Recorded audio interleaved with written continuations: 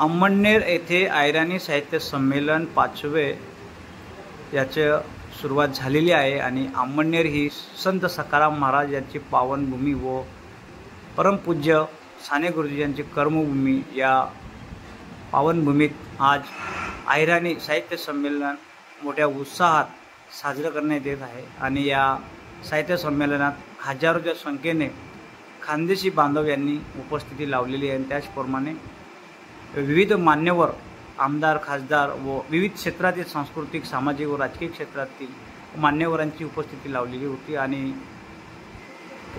आयोजकांनी मान्यवरांचे स्वागत समारंभ उत्साहात साजरा केला आणि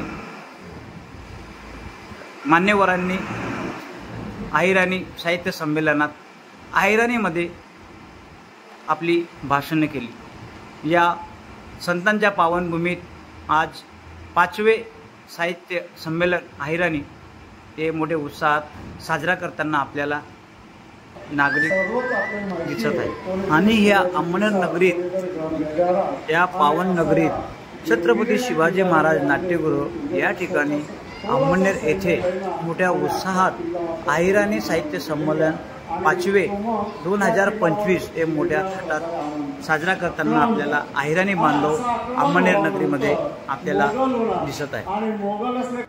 पंजाब राजस्थान मग आता तुम्हाला गुजरात काठेवाडी आणि असा सगळा जण आता सगळा खानदेशमा येईल आणि खानदेशमा मग शेवट गवळी राजा आणि आधीर राजा आणि आधीर राजासने वाणी म्हणजे अहिराणी।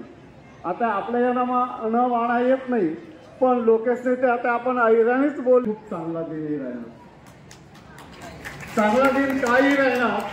तुम्ही आता कुठेही जा, कोणता बी शहरात जा, सरकारी ऑफिसला जा आणि तुम्हाला खानदेशी चेहरा बोला वळून जर वैयक्तिक लागला तर तुम्हाला आपला सगळे सहज अहिराणी बोलत। पहिले अहिराणी बोलताना मानलेले देखील खेळवरची भाषा येतात, ऑर्डरची भाषा येतात आणि आता आपले मोठा अभिमान वाटत आहे अशी भाषा नाही, आहे समृद्ध भाषा आहे। मित्र, मला एक प्रसंग सांगत तुमले।